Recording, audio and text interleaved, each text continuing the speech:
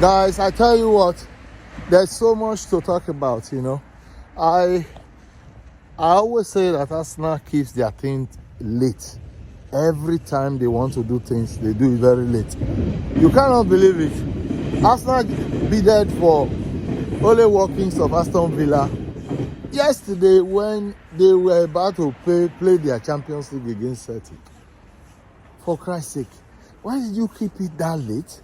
And the timing, look at the timing. The Aston Villa fans were furious. The club were furious. Unai Emery, even though he's not showing anything in his interview, he too was furious. The only answer he gave was that he's sure that he's saying that Ollie Watkins is not going. He wants him to stay. He wants him to stay. But although he doesn't have power to say, oh, don't sell or sell, because if the right price comes, the club will say, okay, it's almost 29 or 29. If we can get 60, 80 million or above 80 million from a player at that age, then they will just take the money. And hopefully, within the remaining days left in transfer window, get another player and make a profit. Because the way it is now, Jordan, one of their players, is going to Saudi. He's already booked for his medical. How is it possible that they are going to release two of their natural strikers? Unai Emery is not known to be playing first line.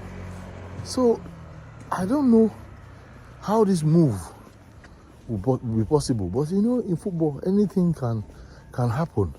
That's the only thing I'm just relying upon, that anything can happen in football.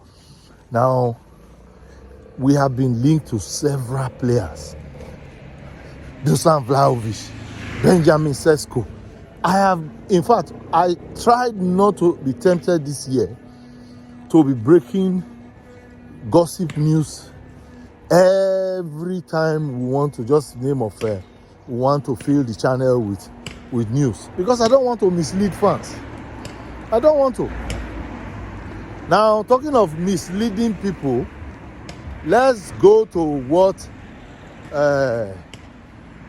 Gary Neville has said again.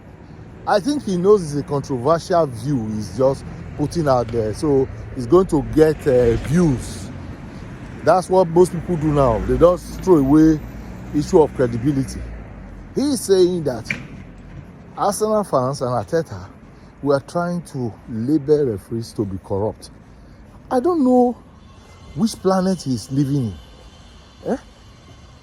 A singular action concerning Lewis Kelly, which everybody condemned that it was a wrong decision.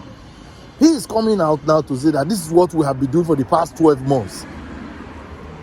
Is it unfair for a coach to defend his team and comment that his view is that the referees officiating is wrong? After all the ones that have passed, they didn't change the results. When even last season, 2 seasons ago, we were hard on this referee's decision dealt with us. Decisions were not changed. So I don't know why he feels it's Arsenal that is labeling referees. Somebody should call him to order. I also feel that even with his era, he played in an era where there were no social media. Whose fault? Whose fault? If he was that intelligent, why didn't he invent TikTok and Facebook during his time? So this is my point. Gary Neville should not be putting his mouth where he should not put his mouth. Yes, he should be told. Now, of course, you have all heard that justice has been done. Lewis Kelly's red card was rescinded after Arsenal had a successful appeal. You see, this is what we are saying. Do we have to get to that level where an independent body is now the one confirming it? When the Premier League and the VRO people, technology put in place, they could not confirm that thing was wrong, just supporting their man. Gary Neville says Mark Oliver is one of the best referees that the country has produced. Well, that is your opinion. That's your opinion. Everybody has his own opinion. This is what we are saying. that decision was wrong. Nobody will support anybody. Mark River be threatened. No, nobody. That is going overboard. Nobody should do that. Yeah? Why should you threaten him because he's doing his job? But all I'm saying is the decision was wrong, and it has now been addressed. So we'll move on from that. Yes. So yesterday we beat Girona. I don't know what a goalkeeper was doing. Whatever he did, he should correct it, just in case Davira is not fit to play against Man City. He should correct it. That's all I want to say about that match. Thank God we won.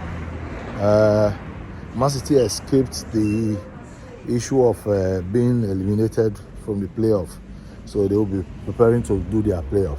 Like, share, and subscribe. Do not work up as GunnersLoversTV. I'm your host, Augustine. Remember, Jesus Christ loves you. Share this video to your friends. Make sure you watch this video because the content is very, very important. And I'll see you in our next video. Bye.